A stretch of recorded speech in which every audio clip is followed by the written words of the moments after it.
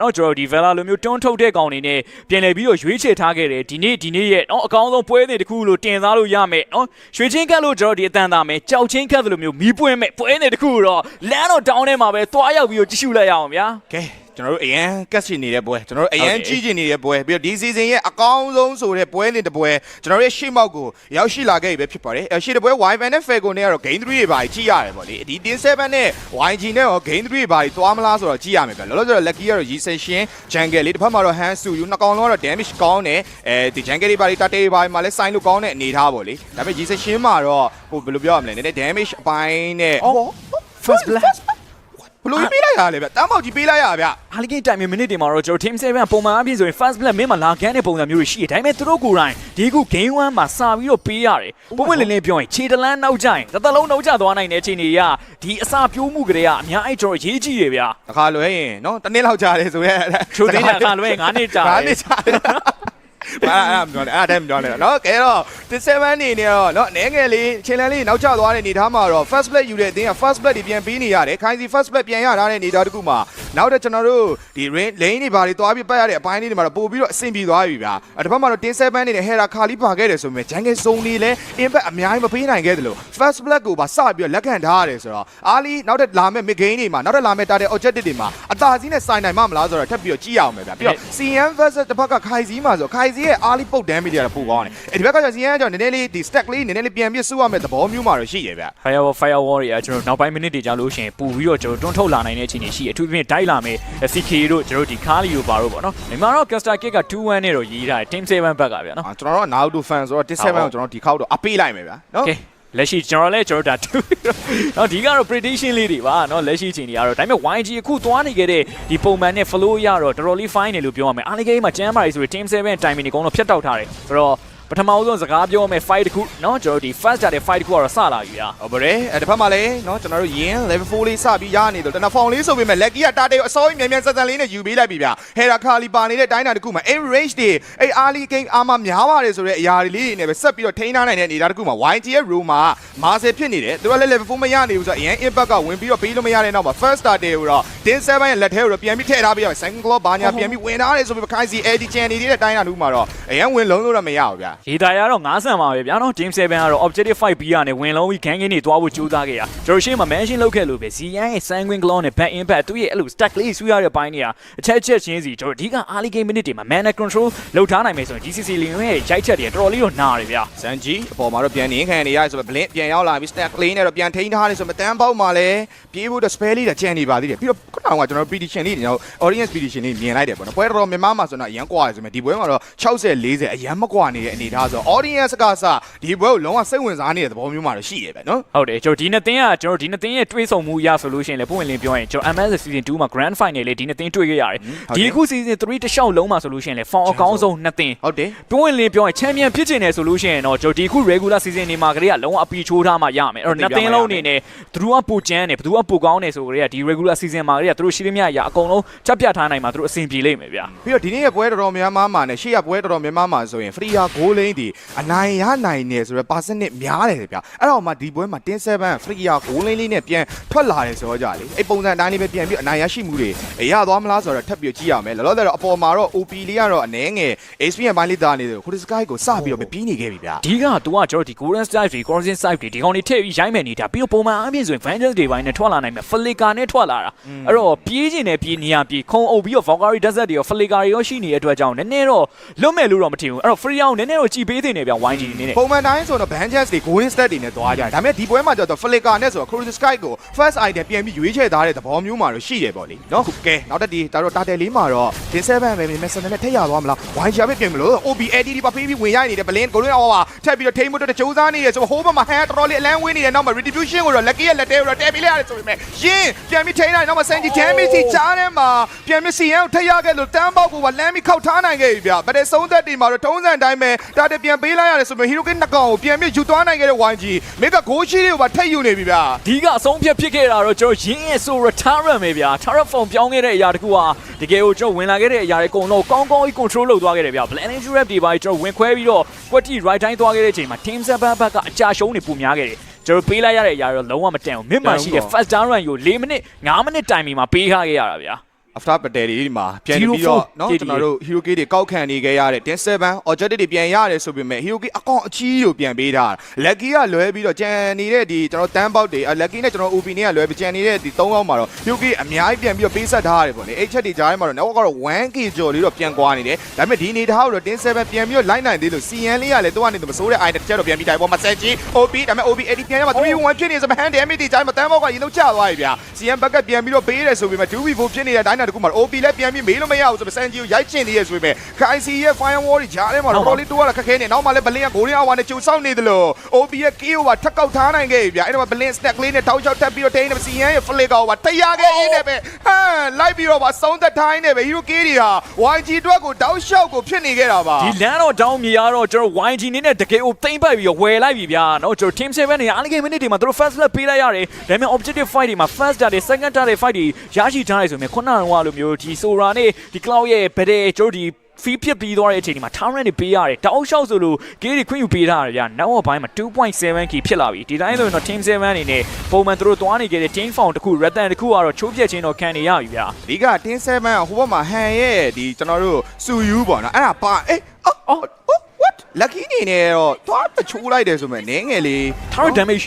damage နဲ့ပြန်ခံသွားရတယ်ဗျာကဲအဲ့တော့ဒီဘက်မှာတော့ lucky တိတ်ဆုံးသွားတဲ့ battle တခုမှာတော့နောက်ဆုံးတော့ last starter ဟိုဟာပြန်လဲပြီးတော့ထည့်ပေးလိုက်ရဖို့တော့ရှိရပေါ့လေပြီးတော့ထပ်ပြောချင်တာက tin 7ကစာစခဲကြီးနဲ့ပြန်ပြီးတော့အတီးခံနေရတော့နည်းနည်းတော့မဟုတ်သေးဘူးလားပေါ့လေအနေတော့များသိရမလားဟန်အပီကိုကျွန်တော်ဒီ search ဒီ source တွေပါတွေကျွန်တော်ရှိသမျှအရာတွေအကုန်လုံးသိမ်းပြီးတော့လောက်ထားတာဗျာတော်တော်လေးမိုက်တယ် YG နေနဲ့ခုလက်ရှိမှာတော့ snowball type ကိုသွားဖို့အတွက်သူတို့တင်ထားတယ်ဒီက Alligator minute တွေမှာသူတို့တာသွားတယ်အဲ့တော့တားပြီးရတဲ့တခုကိုကောင်းကောင်းကြီးအသုံးချတာဗျာ game တခုလုံးတကယ်အခရာကြာပြီးအနောက်ရှက်ပေးသွားတဲ့ drop pick တခုကတော့ Bella လို့ပဲပြောရမှာဟုတ်တယ်အဲ့ firewall တွေကြားမှာဟိုဘက်မှာGolden Hourပြန်တော့မိထားသေးရဲ့ဒါပေမဲ့ bucket damage တော့ပါမလာဘူးပေါ့လေအဲ့တော့ဒီဘက်မှာကျတော့ဗလီယာကျတော့အားလီဂိမ်းမှာအရန်သူက damage ပေးလို့ကောင်းတယ်ဟိုဘက်မှာကျ CN တို့ဘာလို့ကျတော့သူက spare ကကျတော့ mid game လက်ဂိမ်းလောက်မှာကျတော့ step များရင်သူ့ရဲ့အတိမှာ original step တို့ဘာလို့အဲ့လိုမျိုးများလိုက် damage ကောင်းတာမှန်တယ်ဆိုပေမဲ့သူ့ရဲ့ spare cast တွေကကျတော့ဘယ်လိုမျိုးပြောလဲ range တစ်ခုတတ်မှတ်ချက်ရှိတယ်ဗျာကဲအဲ့တော့ဒီမှာတော့နည်းနည်းကန်ကောင်းသွားလို့နော်မကန်တင်နေမိသွားမယ်ဆိုရင်တော့ YG ကတောက်လျှောက်ကိုဖိမှာဗျလက်ရှိကတော့ကျွန်တော် team 7အချိန်တစ်ခုပြန်ဆောင်းရမယ်ရကြဟုတ်တယ်သူတို့ရဲ့ Rathan သွားနေခဲ့တဲ့ပုံစံ Early game တာဖို့အတွက်တကယ် aggressive ဆန်သွားမယ့်အရာ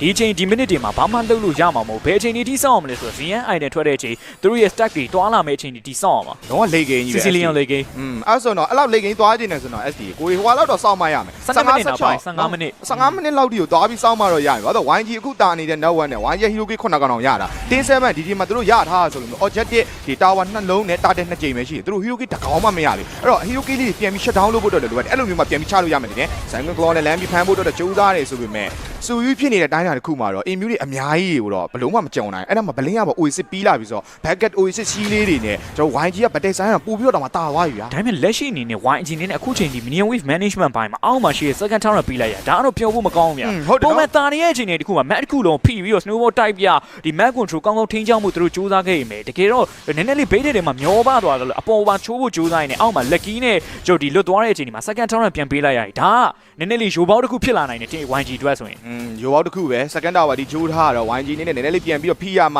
ှဖိနိုင်မှတော့အဆင်ပြေပဲဒါပေမဲ့အခုချိန်ကြီးကတော့ second tower ပဲပြန်ပေးထားရဆိုပေမဲ့သူတို့မှာ 4K သူတို့ကလည်း tower 4လုံးပြန်ရထားတယ်လို့ဒီ low ရဲ့ position မှာလည်းသူတို့ကအများကြီးတာနေခဲ့ရဆိုတော့ဘာနေနဲ့အရှုံးမရှိသေးဘူးလို့ပဲပြောရမှာပဲအမြန်ဆန်နေတဲ့ damage များနေတဲ့ damage တွေနဲ့ပဲ fast lock objective အကြီးစားကြီးကိုတော့အမြန်ဆုံးနည်းနဲ့ပဲယူသွားပြီဗျာဒီချိန်ကတော့ကျွန်တော် team 7ဆုံးဖြတ်ထားတဲ့ decision making ကတော့တော်တော်လေးသဘောကျဖို့ကောင်းတယ် objective လူချင်လားယူသွားလိုက်ငါတို့ဒီချိန်မှာလုံးဝဆိုင်မှာမဟုတ်လိုအပ်နေတဲ့သူတို့ရဲ့ trinity timing တွေစောင့်အောင်မယ် lucky စီရဲ့ damage စောင့်အောင်မယ် ZN ရဲ့ timing တွေစောင့်အောင်မယ်အနည်းဆုံးကျွန်တော်ဒီ lot ထွက်လာလို့ရှိရင်တော့မှသူတို့ကောင်းကောင်းကြီး defensive ဘိုင်းကိုပြန်သွားမယ်ဗျာအဲ့တော့ team 7အနေနဲ့တဖြည်းဖြည်းနဲ့သူတို့ရဲ့ဒီ network ဘိုင်းကို minimize လုပ်ထားနိုင်တယ်ဆိုလို့ရှိရင်တော့ second law fight ကြရင်တော့ဆိုင်လို့ရတယ်အခုတစ်ခါကတော့ YG တို့က law fight တစ်ခုကိုတုံးချပြီးတော့ second tower time တွေကိုတော့ပြန်လေရိုက်ချိုးထားမှဆိုနိုင်ဆိုလို့ရှိရင်တော့ YG တို့အကောင်းဆုံးချီနေဗျဟိုဟန် strike ပါထပ်ပြီးတော့ပြီးလာပြီဆိုတော့သူ့ရဲ့ damage တွေမှာ movement speed လေးကပို့ပြီးတော့ကောင်းလာတော့မယ်အဲ့တော့မှ Sanji ကလည်း level ကလည်းတော်တော်လေးလည်းကောင်းတယ်လို့ item လေးကလည်းထွက်နေတယ် Ragly ကပါစားထားရတယ်ဆိုတော့အခုတစ်ခေါက်ဆိုင်မဲ့ battle မှာတော့ YG က impact တော်တော်များမှာအဲ့တော့မှ Sanji က cruise sky ပါပြီးလာပြီဆိုတော့ test speed ကဟိုးအမြင့်ဆုံးရောက်နေခဲ့တဲ့အချိန်များ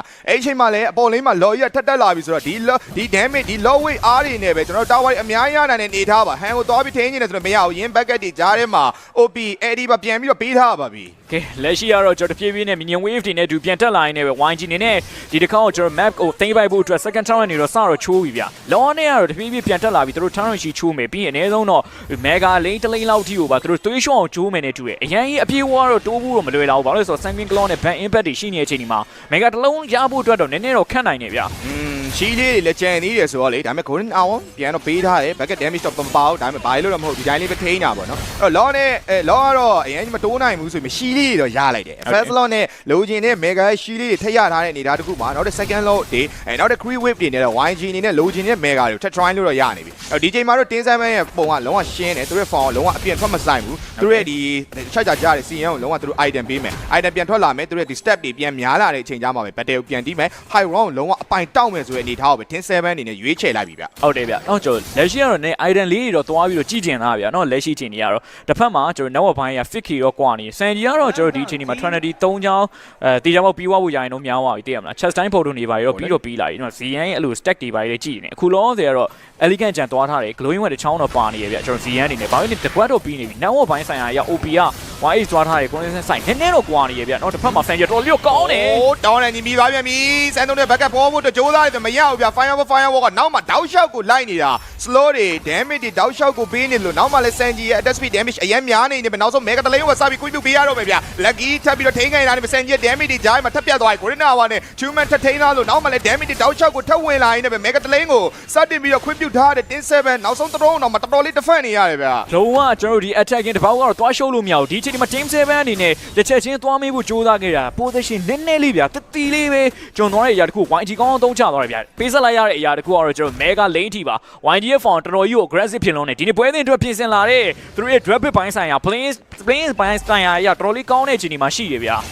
ျဟုတ်တယ်ပြီးတော့ဒီပွဲမှာလည်းเนาะကျွန်တော်တို့ jungle to jungle တွေအနေငယ်ပြန်ပြီးကွာဟာချက်ရှိသွားသလို roam to roam လေးမှာလည်းအနေငယ်ကွာ match to main မှာလည်းနဲ့ကွာတူးချင်းစီရဲ့ကွာဟာချက်တွေကြားထဲမှာအဲ့ဒီအရာကိုဆက်ပြီးတော့ပြန်မထိန်းနိုင်တဲ့ Tin 7အနေနဲ့ကတော့နောက်ဆုံးဒီကျွန်တော် defensive ဆိုတဲ့အရာမျိုးတော့ဒီ game number 1မှာစပြီးလက်ခံလိုက်ရပြီ Hyuki ဒီပွဲမှာတကောင်းမဟုတ်ကျွန်တော် Tin 7မရသေး YG ရဲ့အမားအနည်းဆုံးစော့ချက်တွေကလည်း Tin 7နဲ့ပွဲမှာပို့ပြီးတော့တိတာပဲ YG ရဲ့ရှစ်ပွဲတွေမှာလည်းအမားအနည်းဆုံးနဲ့စော့တယ်လို့အခုလိုမျိုးသူတို့နဲ့လုံးဝ level 2ရှိနေကြတဲ့အတင်းသတင်းမှာလည်းလုံးဝအမားအနည်းဆုံးနဲ့စော့ပြီးတော့အနိုင်ပွဲကိုပဲလုံးဝ focus ထားရတယ်ဗျပြောချင်တာတော့ YG အနေနဲ့ရှေ့ကတောက်လျှောက်သူတို့ပြောထားခဲ့တဲ့အတိုင်းပဲသူတို့ရဲ့အမားတွေကိုပြင်ဆင်မယ်ပို့ပြီးတော့ကောင်းတဲ့အရာတွေကိုသူတို့ထပ်မံပြီးတော့ပုံပေါ်မယ်သူတို့ရဲ့အလုပ်တွေနဲ့တက်တည်ပြမယ်ဆိုတဲ့အရာတကယ်ကိုအလုပ်တွေနဲ့တက်တည်ပြနေရန်ကုန်သားတွေလမ်းတော်တောင်မြေထဲမှာတော်တော်စိုးနေပြီနော်ကြီးစိုးနေပြီနော်ရှိသမျှအရာတွေကောင်တော့ map တစ်ခုလုံးမှာဝယ်တော့မှာဗျဒီတိုင်းဆိုရင် all in mega force နဲ့အချိန်ဒီတစ်ခုမှတော့ရှိရတစ်ဖက်ကလည်းကျွန်တော်ဒီ master ဝင်လာပြီးတော့ကျွန်တော် golden hour time ပဲပြီးသွားပြီဆိုလို့ရှိရင်လည်းတော့ကျွန်တော် state ပြီးတော့ရှိသမျှ damage အကုန်ပေးပြီးဝင်လုံးမဲ့ချိန်နေဗျဒီထောက်ကတော့ရန်ကုန်သားတွေကိုနိုင်ဖို့တော့ကတော့ Tin 7ရဲ့9ရောက်လောက်နဲ့မလုံလောက်သေးဘူးလို့တော့ထင်တယ်ကြည့်ရတာခါခဲနေပါပြီပါခေါ်တော့မယ်ဆိုတော့အနေထားပေါ့ဒီနော်အဲ့တော့လောလောဆယ်တော့ဒီဘက်မှာတော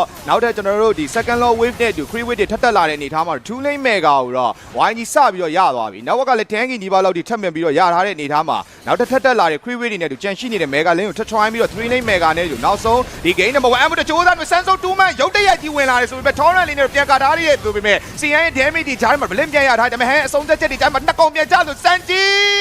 damage တွေဂျားမှာ OP မသိအောင်တပည့်ပဲဒါပေမဲ့ channel ခဲ့တဲ့နှစ်ကောင်အနေနဲ့တခါလေးတဲပြတ်ခံထားရနေပါ OP တကောင်ပဲဒီပတ်တယ်မှာချန်တော့တယ်ဗျာလုံးဝ minion wave တွေနဲ့တူတူ OP တယောက်တည်း defense လုပ်ဖို့အတွက်တကယ်ကိုခက်ခဲနေရဒီကားလေးကိုဖြည့်ရှင်းမလား minion wave ကိုရင်လို့ရှင်း Sanji on fire နေတာတကူမှာ game number 1ကတော့ရန်ကုန်သားတွေပဲကြီးစိုးသွားခဲ့ပြီပဲဖြစ်ပါတယ်ခုဒီကိုခုတက်ပြီးတော့ရရှိသွားပြီဆိုတော့တစ်ဖက်ကနေပြီးတော့ control မဲ့ရသည် Tin 7 game 1ရှုံးတာဖြစ်တဲ့ကြောင့်သူတို့တော်တော်လေးတော့ကြီးထက်ကြက်တွေရောက်နေပြီဗျမှန်ပဲဗျဒီပွဲကလည်းနှစ်သိန်းလုံးအတွက်เนาะအဆင့်1ဆိုတဲ့နေရာကို regular season မှာသိမ်းပိုက်နိုင်ဖို့အတွက်အရေးကြီးတဲ့ပွဲစဉ်တစ်ခုလည်းဖြစ်တယ်လို့လက်ရှိเนาะအပတ်ပေးစရာရဲ့1နဲ့2ဆိုတဲ့နှစ်သိန်းတွဲဆုံမှုမှာအနိုင်ရရှိတဲ့အသင်းဒီအဆင့်1ဆိုတဲ့နေရာကနေပြီးတော့ဒါ standing မှာဥဆောင်နိုင်မှာဖြစ်တဲ့အတွက်ခဲအားလုံးပဲเนาะ MS မြန်မာ season 3ကျွန်တော် week 3 day number 4နောက်ဆုံးသောပွဲစဉ်ဘယ်အသင်းကအနိုင်ရရှိသွားမလဲဆိုတော့ကြည့်ရမယ် YG versus Tin 7တို့ရဲ့ game number 2ကနေပြီးတော့အားလုံးပြန်လဲကြိုးသွလိုက်ပါတယ်အားလုံးကြိုးသွလိုက်နေပဲ early intro လေးမှာတော့ကျွန်တော်တစ်ဖက်က Paper စားနေရ3ကောင်နာလာရောက်ပြီးတော့ vision ဖွင့်ပေးခဲ့တဲ့ glue ကျွန်တော်တစ်ဖက်မှာတော့ပြန်ပြီးတော့ blink အနေနဲ့ဒါ9ရပြန်ကြည့်ရမယ်ဆိုရင်90လောက်တော့သူ့အနေနဲ့ရပါတယ်ဗျာเนาะနည်းနည်းဖမတော့ပြန်ပြီးတော့ရိုက်ခံလိုက်ရဆိုရင်လည်းပြဿနာတော့မရှိဘူး level 2လဲပိုင်ဆိုင်သွားပြီဟန်တော့မှခုမှ level 2ရတာသူအစောကြီးရဲ့ level 2ရပြီကွာနောက်ဒါသွားပြီးတော့ vision တွေပါပြတဲ့အပိုင်းလေးတွေမှာเนาะဒီ9ရနေတာလေးရတော့ Romari အတွက်ကလည်းနိုင်နဲ့တလို့မျိုးအားလီပိုင်းမှာ level 2ရဖို့မခက်ခဲဘူးဗျ အဲ့တော့မင်းမလေးနည်းနည်းလေး down shot frame movement လေးနဲ့တန်းပေါက်လမ်းပြီးတော့ထောက်ဖို့အတွက်ကြိုးစားနေရဗျနော်လက်ရှိချိန်နေသည်အားလေးပိုင်းမှာတော့တစ်ဖက်ကကျွန်တော်ပြောသလိုပဲရှေ့မှာ down shot တန်းပေါက်ဒီ vision ပြမယ်သူရဲ့ဒါဒီ down shot passive လေးပေါ့နော်ဒီ platinum snap လေးနဲ့ light stand တာကိုနောက်က Selena arrow လေးနဲ့ team fight မှာချမှာဗျပြောရင်းဆိုနေပဲဟမ်တကောင်သွားပြီး tower ထဲမှာနောက်ဆုံး lessons လေးတစ်ချက်ကတော့လိုအပ်နေပါသေးတယ် Shean arrow လှမ်းပြီးပြစ်ထားတယ် vision သွားပြီးမိသွားတယ်ဗျာနောက်လေး truck လေးပါသွားဆိုတော့ fast blood တော့ဒီချိန်မှာ team 7ပိုင်ဆိုင်လို့သွားခဲ့ပြီပဲဖြစ်ပေါ်တယ် နော်အားလေးပိုင်းမှာတော့တကယ်ကိုပဲ CN တန်းပေါက်နှစ်ယောက်ကလောက်ကွက်သေးသည်တစ်ဖက်ကဒါရန်ကုန် Gladiators ဘက်ကိုဘယ်လောက်ထိ pressure ပေးနိုင်မလဲဆိုတော့စောင့်ကြည့်ရမယ်ဗျအဓိကကလည်းသူတို့ Marcel Selena ဆိုတဲ့တွဲလုံးရတာဖြစ်တဲ့အတွက်အားလေးပိုင်းမှာတွေအစကောင်းကောင်းကြီးကိုနော် team fight တွေမှာကျွန်တော်လိုက်ပြီးတော့ pressure ပေးလို့ရတယ် pressure ပေးလို့ရတယ်ဆိုသလိုပဲသူတို့ဒီတစ်ဖက်က Jungler Han Yu တော့အောက်လေးမှာဒီ arrow တွေပိုင်းနဲ့ဖြတ်ပြသွားတာလေးရလေတော်တော်လေးတော့အဆင်ပြေတယ်အဲ့တော့ဆိုတော့လက်ရှိမှာပေါ်လာမဲ့ target timing 2မိနစ်နီးပါးမှာတစ်ဖက်က Han အနေနဲ့ level 4 timing ကတော့မရသေးဘူးနော်ဒါလေးကတော့ပြန်ပြီးတော့စောင့်ကြည့်ရမယ်ဗျာရင်းကတော့လေဖိုးရပါပြီ CK နဲ့ကျော် ESP credit လေးစားပြီးတော့လေဖိုးရပါပြီ objective timing တခုတော့သူတို့နေမြမဆန်လာမှတော့ရနိုင်မယ်ဗျာပေါ်မှာရှိနေတဲ့ lizard လေးတစ်ကောင်တော့တစ်ဖက်က Han နေနဲ့စားသုံးနေသူ teammate တွေကလည်းပြန်ပြီးတော့ကူပေးထားရဆိုမလဲဒီတာတရုံမြမဆန်နဲ့ပဲ T7 lucky ပိုင်ဆိုင်လို့သွားခဲ့ပြီဖြစ်ပေါ်တယ်ဆိုတော့နောက်လည်း Shaping Sky Torrent Found ဂျားထဲမှာအော် Han နေနဲ့တန်းပြောင်းသွားတယ်ဗျာဂျားထဲမှာလည်း Blink တစ်ကောင်မှာထပ်ပါဝိုင်းနေ 2 man down တတဲကိုပေးလိုက်ရတဲ့အနေဒါတစ်ခုမှာတော့ YG ဒီတစ်ခေါက်မှာသူတို့ရဲ့ blue back ကိုပါတခါတည်း pass ပေးရတော့ဖို့တော့များသွားပြီဗျာရင်းပြန်ရောက်လာတယ်ဆိုပေမဲ့လည်း3ကောင်ဂျားထဲမှာတော့ရင်းနေတယ်လည်းဘာမှတော့မတတ်နိုင်ဘူး Advice Arrow Trap ဂျားမှာ CN Test 10ပေးနေတယ် Lucky လျက်စီးလို့ဖြတ်တီးပေးနေတယ်ပဲရင်းတစ်ကောင်မှာထပ်မပိုင်ဆိုင်နာပါတယ်ဒါမှလည်းထပ်ပြီးတော့ကုတ်ကွာဖို့တကြိုးစားနေတဲ့ခိုက်တဲ့ခုမှာ level 4မရသေးဘူးဆိုတဲ့အရာက Blink တော့တော်တော်လေးအနှောက်အယှက်တစ်ခုအနေနဲ့ဖြစ်သွားခဲ့တယ်ဗျာမင်းမရှိနေခဲ့တဲ့ Cree Wave တွေကိုဖြည့်ရှင်းပြီးသွားတဲ့အခါမှာ Pop Up စားသုံးပြီးတော့ Hero Gate တကောင်ပါထပ်မှန်ပြီးတော့ Team 7အနေနဲ့ပိုင်ဆိုင်သွားခဲ့တာတော်တော်လေးတော့ကောင်းတယ် Combination တစ်ခုအနေနဲ့ Tempo သူ့ရဲ့ဒါ Tricky Shot လေးနဲ့တွားရောက်ပြီးတော့ stand ပေးလိုက်တဲ့အခါမှာနောက်ကနေပြီးတော့ဝင်လာခဲ့တဲ့ Arrow ဒီလိုမျိုး Combination Double Stand လေးကလည်းတစ်ဖက်အသင်းအတွက်ကနည်းနည်းလေးတော့ pressure တစ်ခုအနေနဲ့ဖြစ်နေခဲ့ပြီဗျာဟုတ်တယ်เนาะပြောရင်းဆိုရင်လည်းအောက်မှာလည်းဆရာကိုင်းပေါ်လာပြီဆိုတော့ကျွန်တော်တို့ skin code လေးတွေဖြည့်ပြီးတော့ in game ထဲမှာ skin လေးတွေလက်ဆောင်ယူသွားလို့ရပါတယ်လို့ပြောရင်းနေပဲခဲနော် game 1နဲ့2မှာတော့ဒါမတူညီတဲ့ပြောင်းလဲမှုတွေဖြစ်လာမလားနောက်မှလည်း Mountain Shot ကဂျားထဲမှာ Blink တကောက်မရောက်ဗျာ OP ရဲ့ depth side တွေပါပါနေတာဆိုတော့ဒီနေရာမှာ Hero Gate ထပ်ပေးရတယ် Hero Gate က3မိနစ်တိုင်မှာ 5-0 game 1ကကျွန်တော်တို့ဒါပုံစံပြောင်းပြန်လှန်ပြီးတော့ Team 7 game number 2မှာပြန်လဲပြီးတော့ early aggressive ကိုတော့ကောင်းကောင်းချပြနေပါတယ်ဒါသူတို့ရဲ့ strategy ပဲဗျာ early ဘက်တစ်ဖက်ကိုဖိအားပေးကစားရဲဆိုတဲ့ပုံစံတစ်ခု aggressive style ကို Team 7နေဒီပွဲမှာပြန်လဲပြီးတော့ရလာတယ်ဒါပေမဲ့ ESP laner နေနဲ့ပြန်ကြည့်ရမယ်ဆိုရင်ဗတေကိုအမြဲတမ်းလို့လာနိုင်တဲ့ CK ကလိမ့်အမှာဖြတ်ခံထားရတယ်ဆိုတဲ့ပုံစံတစ်ခုသွားပြီးတွေ့ရတယ်ဗျာရင်းကဗတေကိုသူ့အနေနဲ့မြန်ဆန်လာဖို့တကြိုးစားခဲ့တယ်ဒါပေမဲ့ CK ကအမြဲတမ်းလိုဟန်တာနေတယ်ဒီလိုပုံစံကနှစ်ယောက်လုံးစီမှာသွားပြီးရရှိနေရဆိုတော့ ESP laner ရဲ့အခန်းကဏ္ဍတွေကဒီဗတေဒီမှာမမြင်တွေ့ရသေးဘူးဒါဒီဗတေအလှည့်ပြောင်းတစ်ခုအနေနဲ့ဖြစ်ကောင်းဖြစ်သွားနိုင်တယ်တစ်ဖက်ကရင်းရောက်လာလို့ပဲ T7 အနေနဲ့ကြာဝါနိုင်လားဒါမှမဟုတ်တာနေတဲ့ຢာမှာ CK ထပ်ဝင်လာပြီးပို့ပြီးတော့တာဝါနိုင်မလားဒါလေးတွေကလည်းသွားပြီးတော့မေကုန်းအနေနဲ့ရှိတယ်ပြီးတော့ mid jewel တစ်ခုအနေနဲ့ရှိနေခဲ့တဲ့ရှီယန်နဲ့တန်းပေါက်ရဲ့ combination တစ်ခုကလည်းပြန်ပြီးတော့ချဖို့တော့ခက်ခဲနေရတယ်လုံးဝ KDA လေးကစသွားတူနေတာဗျာ104နဲ့ဘယ်လောက်ထိကိုကိုကြကြတွေနေအောင်သားဆော့ပြနေလဲဆိုတော့ဒီ KDA မှာသွားပြီးတော့တက်တည်ပြနေတယ်အဲ့တော့ပေါ်လာတဲ့တာတေကိုလည်းထပ်ပြီးတော့ပဲ Team 7အနေနဲ့စတင်လှုပ်ရှားနေခဲ့ပြီဒီဘက်ကြားထဲမှာ Blink ဒီ Vision တွေပါတော့သွားပြပေးရတယ်ဆိုပေမဲ့အရင်တိုးွားဖို့ကဒီချိန်မှာဒါ Hero Gate ပိုင်းရောနောက်ပိုင်းရောသွားနေနေတာဖြစ်တဲ့အတွက် YGT ဒီတာတေကိုတော့ထပ်ပြီး scale လိုက်ရတယ်ဆိုတော့တာတေနှစ်ချိန်လုံးကိုလည်း Team 7ရဲ့လက်ထဲမှာပဲကျွန်တော်ရရှိထားပါတယ်ဘဲဦးကြီး objective ကြံငယ်လား utility ကြံငယ်လားထုံးလာဆိုပေမဲ့တာတေနှစ်ချိန်လုံးပေးရထားတာဒီဒါပြဿနာတစ်ခုတော့သွားပြီးဖြစ်လာလိမ့်မယ်ဗျာရှင်းရဲ့အလဲမှာရှိနေခဲ့တဲ့ error တွေကိုရှောင်ရှားဖို့အတွက်ခွင့်ရမရှိဘူးဆိုတဲ့အရာကိုအများနဲ့လို့တွေ့နေရတယ် mobility ကနည်းတယ်ဗျာဒါပေမဲ့ဒီချိန်မှာတော့ပေါ်လမ်းမှာရှိနေခဲ့တဲ့ Goshi တော်တော်များများ lucky နှစ်ယောက်ပေါင်းပြီးတော့ဖြတ်တော့ခွာနေသေးတယ်ရဲအနေနဲ့ကတော့ပြန်ပြီးရှိနေသေးတယ်ဆိုမလဲ arrow ကကွက်တီသွားမှန်တယ်ဗျာဒီစေးပဲထပ်သွားနေဆိုရင်ကာလာတစ်ခုမှာတော့ပြန်ပြီးတော့ hero k ပေးလိုက်ရတယ်ဗျာဒီချိန်မှာလည်းပြန်ပြီး handover ရောက်လာခဲ့ဆိုမလဲ CK C play လေးပဲ flicker တော့ light တစ်ပြန်ပြီးတော့သုံးသွားပါတယ် GN ရဲ့နော် advisor arrow တွေကတော့တကယ်ကိုပဲလိမ့်စာအတိအကျနဲ့ပြစ်နေသလားတော့အောင်းမေးရတယ်ဗျာတော်တော်လေးကိုတိကျမှန်ကန်နေတယ်ဆိုတဲ့အခြေအနေတစ်ခုမှာနော် hero k ရလေ 6-0 ဆိုတဲ့ result တစ်ခုတော့မှပိုင်ဆိုင်နာရတယ်ဗျာနော်မင်းမှာတော့ပြန်ပြီးတော့ပဲ KFC ရသလောက် London Flag Nobel လေးတွေပေးပြီးတော့ပဲ team fight လေးတို့ပြန်ထိန်းထားရတယ်ဗျာကျွန်တော်ပြောသလိုပဲ objective jungler မှာ handy ဒီချိန်နေတစ်ခုမှာနှစ်ခါလောက်ကြာတာတယ်တာတယ်လည်းလုံးဝမရတာဘူးဆိုတော့ better team fight တွေမှာဒီ objective fight တွေတိုးဖို့ကတစ်ဖက်မှာတန်းပေါက်တို့စီးရန်တို့ရှိနေတဲ့အခြေအနေတစ်ခုမှာအရင်တော့ mid game time တွေကတိုးဖို့မလွယ်ဘူးအဲ့တော့ကျွန်တော်တို့ဒီဘက်ကနေ Sanji ရဲ့ cloud ဒီသူ timing သူရဲ့ item ပြန်ပြီးတော့ cloud တိုင်းလေးရောက်လာတာကိုပဲနည်းနည်းထိန်းပြီးတော့ကျွန်တော် YG ကပြန်ဆော့မှရမယ်ထင်တယ်ကျွန်တော် minimum ကိုကြည့်ရသလောက်ဆိုရင် top side မှာရှိနေတဲ့နေရာမှာ track တစ်ခုသွားပြီးတော့ချထားရဗျာဒါက rotation တစ်ခုပဲဒီ top lane ကိုဘယ်သူလာလဲဒါမှမဟုတ်တော့ဒီ mid lane ကိုဘယ်သူကပြန်ပြီးတော့ဆင်းလာလဲဒီ information ကိုသူတို့အနေနဲ့လူမ သွားမင်းနဲ့တိနေရဆိုတဲ့အရာကဒီ7မိမှာသွားပြီးတော့ရှိနေဒီ information သိတဲ့အခါမှာဘာလုပ်လဲဆိုတော့ဒီ online မှာရှိနေခဲ့တဲ့ first round ကိုသွားပြီးတော့ချိုးပြီဗျအဲ့တော့ Sanji နေတဲ့ fan base ပေးရအနေငယ်တော့ပြဿနာသွားပြီးတော့ရှိလာလိမ့်မယ်မှန်ပဲပြီးတော့ဒါ Lucky ရဲ့ Mountain Shocker နဲ့ Global Vision တွေပါလေ check လို့ရတယ် Selena ရဲ့ကျွန်တော်တို့ Trap နဲ့လည်း Vision တွေကြည့်လို့ရတယ်ဆိုတော့ဒီပွဲက Vision Mind ဆိုင်ရာမှာရှေ့ကနေတန်းပေါက်ကလည်းတောက်လျှောက်တိုးပေးနေတာဆိုတော့ Team 7ဒီ early to mid မှာသူတို့ map control ကောင်းကောင်းကြီးလှုပ်ထားနိုင်တယ်ဗျဒါလည်းတကယ်ကို land နေဆိုတဲ့အချက်တစ်ခုပဲအဲ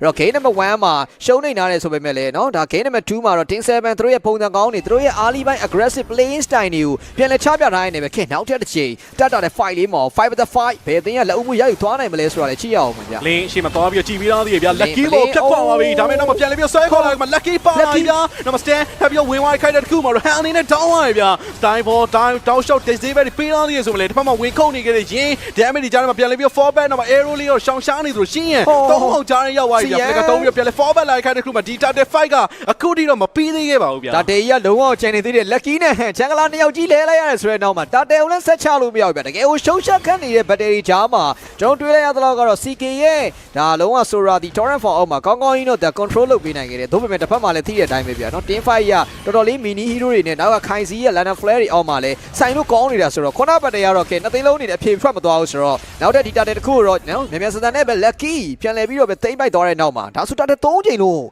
းတင်းဆဲမဲလက်ထဲမှာပဲရသွားပြီလို့ပြောရမယ် mobility အရာကတော့ Jordy Han ကတစ်ဖက်ကရီဆန်းရှင်းလောက်တော့မမြန်ဘူးဗျအဲ့တော့ respawn တိုင်းကသွားပြီးတော့အနေငယ်လောက်တူညီရဆိုပေမဲ့ဒီ target နောက်ကျပြီးတော့ရောက်နေခဲ့တဲ့ဆိုတော့ Lucky ကတော့ Jordan retribution ဘိုင်းမှာပို့ပြီးတော့အားသာသွားခဲ့တယ်တာတဲ့3ချိန်လုံးပိုင်ဆိုင်ထားတယ် tower နှလုံးသူတို့နေရရှိလာတယ်ဗျစိုင်လိန်းနေမှာလည်းဒါ tower မပေးရသလို mid lane မှာလည်းလုံးဝထီးထီးရှိနေခဲ့တဲ့ fast tower နေတော့ကိုစီမြင်တွေ့နေရတယ်ဗျဒီချိန်မှာတော့ရှီယန်သူရဲ့ aggressive ပုံစံတစ်ခုကတော့ Selena နဲ့လည်းဆက်လက်ပြီးတော့လှုပ်ပြတယ်ရှေ့ပွဲမှာ Season Leon outdraft တစ်ခုနေထုတ်လာခဲ့ဆိုမှလည်းသူရဲ့ step မပြည့်သေးခင်မှာဗတင်အငန်လိုက်ရရဲဆိုတဲ့အရာတစ်ခုသူတို့ game number 2မှာပြန်လည်ပြီးတော့ဖြည့်တင်းလာရဲဆိုတဲ့အရာက Team 7 အတွက်လက်ရှိ inner turret နားတွေကိုပါသားနေစပြန်လည်ပြီးတော့ရောက်ရှိလာခဲ့ပြီဗျဟုတ်တယ် Team 7ပွဲကစားခြင်း9မိနစ်ကျော်မှာ Hero K 9ကောင်နဲ့ပဲတကယ်ကိုလုံးဝသူတို့ရဲ့ Team 7ဒီအကောင်းဆုံးသော timing တစ်ခုတော့ရရှိထားတယ်လို့ပဲပြောရမယ်သူတို့ကတော့ snowball ပဲလိမ့်တော့မှာဗျသူတို့ရဲ့ playing style တိုင်း early to mid မှာ aggressive playing style ရ team fight တာတယ်ဆိုလို့ရှိရင်တော့ဘွဲလုံးဖိပြီးတော့ snowball type နဲ့ objective တွေရအောင်ယူမယ်ပြီးရင် team fight တစ်ခုကိုဒါလောကတောင်ဆိုင်ပြီးတော့ပဲဘွဲကိုအံ့ပါဗျလက်ရှိချိန်တွေကို YG ဘယ်လိုမျိုးပြန်လဲရုံထွက်မလဲဆိုတော့စောင့်ကြည့်ရမယ်ဒါလို့တဲ့ချိန်တွေဒီကိုတစ်ဖက်ကစီးရန်ရဲ့ advisor arrow track တွေကတော့တိကျမှန်ကန်နေတော့မဲလို့ပဲပြောရမှာပါဒီ arrow တွေကိုရှောင်ဖို့အတွက်ဆိုရင်တော့ဒါ vision တစ်ခုလောက်တော့တိထားမှတော့ရလိမ့်မယ်ဗျနော်ဒီ front line မှာ glue လိုက်ပြီးတော့ vision ပြပေးမယ်ဒါအောင်မှကြော်ဒီ arrow ကဘယ်လမ်းကြောင်းကလာလဲဆိုတဲ့ information ကိုသိသွားမယ်ဆိုရင်တော့သူတို့ဒီ battle sign ကနည်းလေးတော့ comfort ဖြစ်နိုင်တယ်ဒါပေမဲ့ဒီဘက်မှာ Sanji ဝင်ရောက်လာပြီဗျ Lucky ပြန်လဲ fall back နေတဲ့အခါမှာ Sanji ကတော့ battle mirror image လေးနဲ့ပဲပြန်လဲပြီး fall back သွားပြီဗျဒါပေမဲ့ Lucky လည်းနားတယ်နော်နားတယ်တဖြည်းဖြည်းနဲ့ကျွန်တော်တို့ဒါစောင့်ကြည့်ရမှာ Sanji ပဲ Sanji မှာခုနကတော့ golden step ထပ်ပြီးတော့ပြီးသွားပြီသူရဲ့ swift trinity ပြီးသွားလို့ရှိရင်တော့ team fight မှာ Sanji ရဲ့ရုံအားတွေကိုလည်းကျွန်တော်တို့ပြန်ပြီးတော့စောင့်ကြည့်ရမယ်ဗျဒီ player လည်းဒီ season မှာတကယ်ကိုကျွန်တော်တို့သတိကြီးကြီးနဲ့စောင့်ကြည့်နေရတဲ့ goal line ထဲမှာလည်းထွားပြီးတော့ပါနေတယ်ပေါ့နော်အဲ့တော့ဟိုဘက်မှာလည်း OPD သူ့ရဲ့ timing ရလက်ရှိမှာ Lunos နဲ့အများကြီး team fight တွေမှာတော့ဒါဒီ damage ပိုင်းရသွားပြီးတော့ပေးနိုင်တယ်ဒါကြောင့်လည်း Han တို့ရင်းတို့နောက်ဆုံး blink ကိုယ်တိုင်ကစအရင်တိုးလို့မရအောင်ဆိုတာတစ်ဖက်ကတန်းပေါက်အနေနဲ့ပြန်ပြီးတော့ stand ပေးရတာမျိုးတွေစီးရန်ရဲ့ကျွန်တော်တို့ advisor arrow trap တွေကြားမှာ damage ကလည်းပါပြီးသားအဲ့တော့မှဒီ OP ရဲ့ depth side နဲ့လောကဒီ depth side ရှစ်ချက်ကတေချာပေါက်ကိုပြတ်တယ်ဗျဒီလိုအခြေအနေမျိုးတွေမှာ front line ကတိုးလာမဲ့ YG ထင်းမှတ်မှာတဲ့အနေနဲ့သူရဲ့အရင်ဆုံးအ short ခံနေရတဲ့ဆိုတဲ့ချက်ကဒီ objective fight တွေတိုးသွားဖို့လက်ရှိအခြေအနေဒီ Han မလွယ်ကူနေသေးတယ်အဲ့ဒါကြောင့်လည်းပါတယ်အဓိက goal လေးကို Lunos ထုတ်လိုက်တာဒီတစ်ဖက်ကနေပြီးတော့ glue ဝင်ခွာတယ်ဆိုရင်တော့မှ तू က light side နဲ့ပြန်ပြီးတော့ cancel လို့ရသေးတယ်เนาะ immune ပုံစံလေးနဲ့ဗျာဒီချိန်မှာတော့ဒီ turtle လေးကိုစတင်ပြီးတော့လုံနေခဲ့ပြီ Team 7ပုံမှန်တိုင်းလေးပဲ objective fight တွေမှာတော့ tempo front line မှာသွားပြီးတော့ကြည့်တယ်ဒါပေမဲ့ top line ထဲမှာ blink ရောက်နေပြီဗျ information တော့သိသွားပြီဒါပေမဲ့တစ်ဖက်က live ပြီးတော့ကြည့်ဖို့တဲ့ tempo သွားရောက်ပြီးတော့တီးနေတဲ့အခါမှာ သူတို့နောက်ထိုးလာခဲ့တာဟိုင်းဖြစ်နေရဗျာအေး Han အနေနဲ့လည်းသူ appraiser web retribution လေးတော့ချိန်နေတယ်နောက်မှလည်းယင်းဖြတ်ပြီးတော့ဝင်သွားတဲ့ဘုံကားကြီး desert form မှာသွားခဲနေလို့နောက်မှ CK တကောင်3နဲ့1ပြလောဒီက Lucky ရောင် Team 7သိမ်းပိုင်းသွားဆိုနောက်မှလည်းယင်း damage မှာ CK တကောင်ပြန်လဲပေးဆက်နေရတယ်ပဲ Lucky ထာဝရတော့ပြန်စီးတယ်ဗျနောက်မှလည်း glue ဂုတ်ကွာချက်တွေကြားမှာပြန်ဆွဲခေါ်လာနေပဲတန်းပေါက်တကောင်တော့ဒီဘက်မှာတော့ blade အနေနဲ့ဖြတ်ထားနိုင်ခြင်းမရှိဘူးဆိုတဲ့အတွက်ကျွန်တော် CK နဲ့ Han လဲလိုက်ရတဲ့အပေါ်မှာလော်ယူတော့တွေ့ရတဲ့အတိုင်းပဲတစ်ဖက်ကနေ Team 7အမှားရမရှိသိမ်းပိုက်သွားနိုင်ခဲ့ပါတယ် F1 trade ပဲဗျဒါပေမဲ့ချန်ငယ်တေသွားတာ Han နေနဲ့ really မပေါက်လိုက်ရဘူးဒီချိန်ကောင်းကောင်းခွင်ကောင်းယူပြီးတော့ Lucky က ကတော့သူ့ရဲ့ unbelievable လေးနဲ့ပဲရအောင်ယူသွားခဲ့တယ်ကျွန်တော်လောရသွားပြီဒီလောနဲ့တက်လာမယ့် wave တွေနဲ့တူပဲ side lane မှာရှိနေခဲ့တဲ့ inner tower နဲ့ mid မှာရှိနေတဲ့ mid lane ရဲ့ first turn ဒီ first turn မရသေးသေးကတော့ objective fight ဒီမှာတင်း7စိတ်ချလုံခြုံစွာသူတို့နေရလုံးလို့ရမှာတော့မဟုတ်သေးဘူးဗျနော်အခုချိန်တည်းကဇီးရန်ရဲ့နော် arrow တွေ trap တွေကလည်းမှန်ကန်နေတော့မယ်တစ်ဖက်မှာလည်း OP depth side chain မှာလည်းသူတော်တော်လေးကိုင်းထွက်သွားတဲ့အနေအထားတစ်ခုဆိုတော့လေ YG ပြန်ပြီးတော့ forward နေရတယ်ဗျဆလီနာ arrow trap mountain shot က damage ချမှာ blink တကောင် flicker သုံးပြီးတော့ချက်ချင်းပြန်ပြီး forward နေရတယ်ဒါတော့မှလောရမလာသေးလောလိုက်ရင်သူတို့ထပ် defend မှုတော့က spare တွေကတော့ချန်သေးတယ်ဆိုတော့ဒီလောနဲ့ကတော့ mega တွေပါရရင်ယူလို့တော့မလွယ်ဘူးဆိုရင်တော့ tin 7ဒီ make a second ဒီအောက်လေး second အနေနဲ့အတူဒါကျွန်တော် mega tower ရဲ့ holy shield တွေတော့တေချာဖောက်ကိုသူတို့ pressure ပေးတော့မှာဗျ YG ရဲ့ decision ကလည်းအဲ့ဒါပဲဗျတစ်ဖက်မှာ flicker နဲ့ထွက်လာတယ် purify လုံးဝမယူလာဘူးဒါကဆလီနာ arrow မကြောက်တာမဟုတ်ဘူးဗျကြောက်တယ်တိုးတော့လေခုနလိုမျိုး saturation တွေမှာဆိုရင် Torrent Form နဲ့ပြန်ပါသွားမယ်ဆိုရင်ဒီ purify နဲ့ဆိုရင်လွတ်မှာမဟုတ်ဘူးဗျအဲ့အခြေအနေတစ်ခုကိုသူတို့အနေနဲ့ဒီ flicker လေးနဲ့ပဲထွက်လာတယ်ဒါပေမဲ့ခုနကအခြေအနေအရာတွေးလိုက်ရတော့ဆိုရင် arrow စံကြီးကသွားမှန်တယ်သူ့ရဲ့3ပုံတပုံလောက်ထိရော့သွားတယ်နောက်ပိုင်းမိနစ်ပိုင်းခြားနေမှာရှင်းရစီမှာ holy crystal တွေဝင်ရှင်းနေတဲ့အတန်းတွေဒီလိုမျိုးအရာတွေပါလာမယ်ဆိုရင်တော့ Maxman တွေက arrow နဲ့တွေပြဿနာသွားပြီးတော့တက်နိုင်နေဗျအဲ့ track ကိုတက်နေမြင့်တော့ Maxman တွေကသွေးရတဝက်နီးပါးလောက်ကိုရော့မှာဗျ damage များနေတယ်ဆိုလို့ရှိရင်ပေါ့နော်အဲ့တော့ Selena မားနဲ့သူဒီပထမဆုံး first item ကိုတော့ mana boat ပေါ့နော်ဒီ enchanted talisman နဲ့ဆော့ပြီးတော့နောက်မှလည်းဒီ glorian one တွေပါလာပြီးထပ်ပြီးတော့သူတို့လိုအပ်နေတဲ့ item လေးတွေထပ်ပါလာမယ်ဆိုရင် Hades ပြောတဲ့ပုံစံလေးကကျွန်တော်မျိုးလုံးထဲမှာပြင်းမြင်နေတယ်ဗျသိလားတခါတည်း arrow track ထိသွေးသွားလောက်ရော့အဲ့တော့မှအနောက်မှာတောက်လျှောက်ဒီလိုက်ပြီးတော့ lucky တို့ဘာလို့ mountain shot တွေနဲ့လည်းအဆုံးတက်လို့ရသေးတယ်အဲ့တော့ဟိုဘက်မှာတော့ကျွန်တော်တို့ cloud ရဲ့ item မှာလည်း item 3ခွက်ဒါ cloud ရဲ့အချိန်တစ်ခုပြန်တော့ရောက်လာပြီလို့ပြောလို့ရတယ်ဒါပေမဲ့ကျွန်တော်တို့ဒါတစ်ဖက်ကဒါ OP နဲ့ကြည့်မယ်ဆိုရင်တော့1000ဝန်းကျင်လောက်တော့နေနေသေးတယ်ဆိုပေမဲ့လည်း cloud ဒီ late game မှာတော့ hero nature ရတစ်ဖက်ကဒါလူနော့တက်ဆာလို့ရှိရင်အများကြီးပို့ပြီးတော့သူ့ရဲ့ physical damage တွေကနာကျင်နေဦးမှာဆိုတော့ကျွန်တော် Sanji timing လေးကိုပဲစောင့်ကြည့်မယ်အခုအချိန်ဒီလဲသူကအန်တက်ဗျအဲ့ဒီခုကတော့ Nelly သတိထားမယ်ခန်းကန်တာတွေမှာ Tin 7သွားပြီးတော့ပါဝင်နေရဲပေါ့နော် Sanji က straight run နေပြီးသွားပြီနောက်ထပ်သွားနေရ Malefic gun လေးတော့ဖြစ်ဖို့တော့များတယ်ဒီပုံစံတိုင်းဆိုရင်တော့ win on nature တဲ့စားမယ်ဆိုရင် तू က win cron လေးပါလေးသွားလိုက်တာပိုကောင်းနေပြီဗျဒီဈေးပဲလည်းများတယ် Rose Gold နဲ့လည်းလောက်မှာမဟုတ်ဘူးအဲ့လိုအချိန်တွေမှာ win cron လေးနဲ့ဒါဝင်ပြီးတော့ Blazy Jewel လေးခွဲမယ်ဆိုရင် back up ကောင်တွေအကုန်လုံးကသွေးတွေဖြာစင်းဒါအောင်မှနောက်ကနေပြီးတော့ဒါခိုင်စီက light ပုတ်Hero K လေးပြန်ယူပြီးတော့ bounce back ပတ်တယ်တခုပြန်ပြီးတော့ YG နဲ့ဖန်တီးထားနိုင်နေမို့ဖန်တီးထားနိုင်မယ်လို့တော့ယုံကြည်တယ်ဒါပေမဲ့ Tin 7ကလည်းလက်ရှိမှာ network က 6K ဗျတော်တော်လေးများတဲ့ပမာဏတခု inner tower တွေလည်းရထားတယ်မင်းမလည်းကျွန်တော်ဘာမှမရှိတော့ဒီချိန် map zone ရဲ့ 70% လောက်ကိုဒီဘက်က Tin 7အနေနဲ့ရယူထားတာဗျတေချာပဲဗျလောကလည်းပေါ်လာတဲ့အချိန်မှာ map control ရပို့ပြီးတာနေတဲ့ Tin 7ဒီလောကပဲစားလို့ကိုများတယ်ရှေ့တော့မှလည်း blink တကောင်သွား stand နေတဲ့ဂုတ်ပေါ်ပါသွားတယ်ဆိုပေမဲ့လောက damage ဝိုင်းပေးနေတဲ့ဂျာထဲမှာဟိုက blink တော်တော်လေးကိုဒါသူ့တို့ကိုသူ survive လုပ်လိုက်ရတယ်ဗျ flicker လည်းသုံးလိုက်ရတယ်တစ်ဖက်မှာလည်း down shot oh fighter arrow threat နောက်မှာ lucky legacy လို့ဖြတ်တီးနေတယ်ပဲဂျာထဲမှာ hero king နေနဲ့ blink ကမရဘူးလုံးဝပေးလိုက်ရပါတယ် Sky for stone blind ကိုလုံးပေးတော့သူ tempo ပြင်းဝင်လာခဲ့ဗျဒီမှာလည်း the play ပြပေးဖို့ကြိုးစားနေရဆိုပဲဂျာရုံနေဟန်ခါလည်းတောင်းရင်းမှာပေးလိုက်ရရင်ပဲ OP ပြစ်တဲ့ dark side damage တွေတော်တော်လေးကိုနာနေတဲ့အခါမှာ 3 man down ပတ်တဲ့ကူတော့ရန်ကုန် Galactico ဆက်လက်ပြီးတော့ရင်ဆိုင်လိုက်ရယူပဲဖြစ်ပေါ်တယ်ဟေးဒီနှစ်သိန်းရဲ့ထိတ်တိုက်တွဲဆုံမှုအပတ်ပေးစရာရဲ့အဆင့်1နေရာကိုဒါရရှိဖို့အတွက်ကြိုးစားရုန်းကန်နေရတဲ့နှစ်သိန်းလုံးရဲ့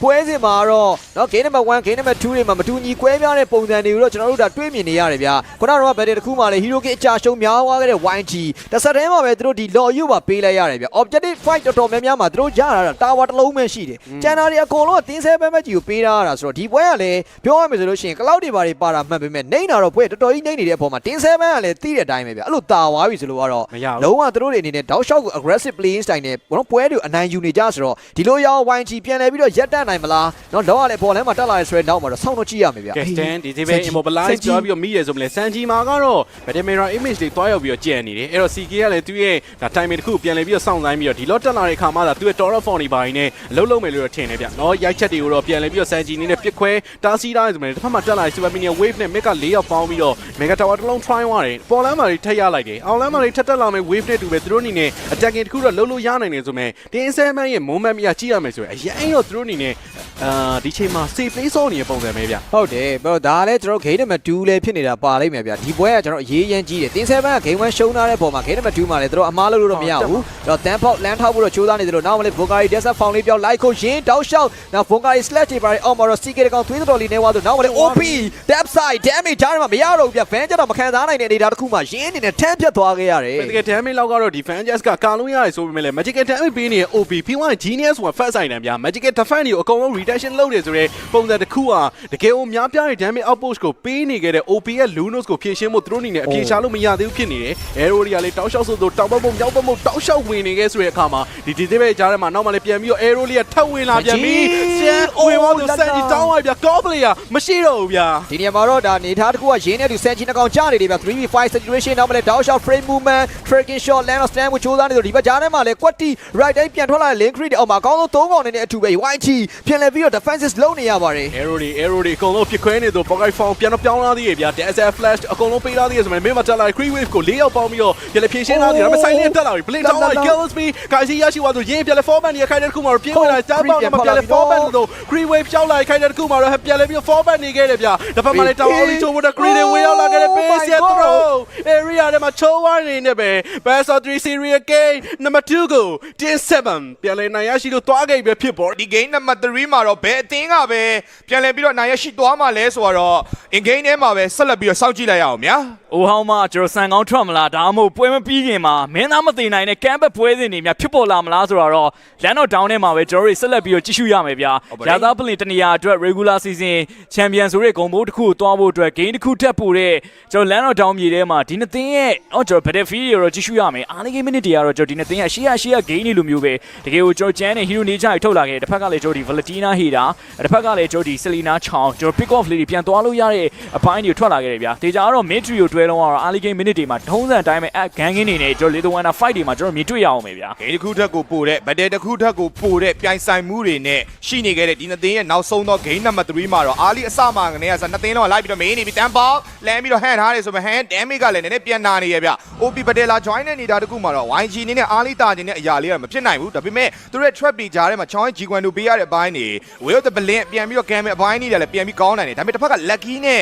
CN ရဲ့အားလေး shake damage တွေကိုတော့ YG အနေနဲ့တိတ်မခံနိုင်တဲ့အနေအထားလေးမှရှိတယ်အဲ့တော့မှ danger regress မှာတန်းပေါက်က header ကြီးပါနေရဆိုအားလေး game ကိုပြန်နင်းနေရတော့10-7ပြန်ဖြစ်နေတယ်ဗျာအဓိကတော့ကျွန်တော်ဒီ minion ဝေရှင်းရတဲ့ timing တွေမှာ Valentina နဲ့ Heda မြန်ဆန်ရှင်းလို့ရရင်နေချရ winner blessing ပါတယ်ရှင်းရစီမှာကျွန်တော်ပြီးတော့တန်းပေါက်စီမှာတော့ winner blessing ရဲ့ကျွန်တော်ဒီ update ချက်ပါတယ်3လို့ပါတော့ပါတဲ့အချိန်မှာဟိုတောက်လျှောက် light hand မှုအတွက်ကတော့သူတို့စူးစမ်းထားတယ်ကျန်တဲ့ lane phase တွေအကုန်လုံးကတော့နည်းနည်းလေးကျွန်တော်ပြန် save ထားပြီးတော့ level 4 timing ရဖို့အတွက်ကိုပဲသူတို့ပြန်တည်ထားတယ်ဗျ arrow လေးတော့နည်းနည်းတော့လွဲသွားတယ်ဒါလေးကတော့ကျွန်တော်ဒါရင်းအတွက်ပဲကျွန်တော်ကန်ကောင်းသွားတဲ့အနေအထားတစ်ခုလို့ပြောရမယ်ဗျာကဲလက်ရှိအားလေးဒီ match တစ်ခုမှာတော့နှစ်သင်းလုံးနေနဲ့ game 3ဖြစ်နေရလဲပါတယ်နှစ်သင်းလုံးတင်တိုင်းအားတိုက်တိုးပြီးတော့ဝင်ကစားထားတယ်ဆိုပေမဲ့အမားကိုတော့အ ਨੇ ဆုံးဖြစ်အောင်တော့ဆက်လက်ပြီးတော့ဆော့ထားပါသေးပုံမှန်တိုင်းရှိပွဲတွေမှာဆိုရင်တော့ first blood ကဒီအချိန်မှာတွေ့ရတယ်ဆိုပြီးတော့ဒီပွဲမှာတော့ first blood မတွေ့ရသေးဘူးဗျာတီတော့တီလိုက်တယ်ကျွန်တော်အိုင်နာမှာ sub ချက်လေးဖောက်ကနေပဲပေါက်လိုက်မယ်ဆိုရင်တော့တွေးတော်လေးကျွန်တော်ကိုင်းသွားပြီးတော့ show သွားနိုင်တဲ့အခြေအနေတော့ရှိရဗျာ level 3ပဲရှိနေသေးရဲ့ CK အနေနဲ့ဒါပေမဲ့ YG နဲ့ first ရတဲ့ fight zone တွေကတော့အများကြီးတာသွားပြီဒီက EXP ခန်းကဏ္ဍတွေမှာ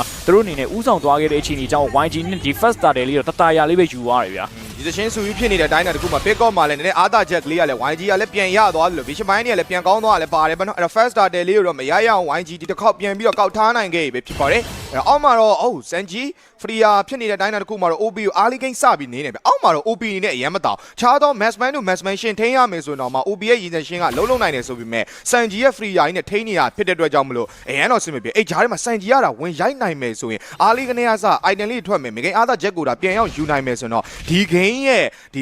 ီမိဂိမ်းနိုင်မယ်တခုတော့ YG ကပြန်ပြီးယူသွားနိုင်ကြီးအများကြီးရှိရဲ့ဗျ Blink ultimate ရသွားပြီ Flicker လည်းရသွားပြီเนาะကျွန်တော် Flicker ရကန်နေပြီဆိုတော့တကောင်လောက်ကတော့စကန်တော့မယ်နေတူတယ်ဗျအဓိကတော့ကျွန်တော် YG ရဲ့ gang ကလေးစတင်လာဖို့ကြိုးစားမယ်ဒါပေမဲ့အပေါ်မှာတော့ကျွန်တော် Daily Magic Poker Trick တွေကြံနေခဲ့တဲ့အချိန်ဒီမှာရင်းတို့ဘာလို့တော့ပြန်တော့စောင့်ကြည့်အောင်မယ်အဓိကမင်းမှာကျွန်တော် like ကန်ဖို့ Blink ကချိန်ကောင်းတစ်ခုစောင့်သားနေရဗျเนาะမဲအဲ့မှာတော့ G Quando ကိုဟိုဘက်မှာရှိနေခဲ့တဲ့မေကြီးကိုပြန်ပြီးတော့ကန်ပြီးထားတယ်ဆိုပေမဲ့ shade နေနဲ့တူပဲပြန်ပြီးတော့ CM4 ပထားနိုင်နေတယ်ဗျတန်းပေါက်ရဲ့ bucket တွေကလည်းတကယ်ကိုကောင်းနေခဲ့တဲ့နောက်မှာ Will the Blink ကတော့အနေငယ်လိုချစ်ရှိသွားတယ်လို့ပဲပြောရမှာပဲဗျတော့เนาะကျွန်တော်ကွက်တီကန်မယ်လို့သူတို့စောင့်သားခဲ့တာကန်ခဲ့တော့လေကျွန်တော်တို့ဒါ VN ကိုရောက်ကန်ခဲ့ပေမဲ့မသေးသွားခဲ့ဘူးဗျနှမျောဘူးတော့ကောင်းတယ်သွေးလေးက vegan တွေပ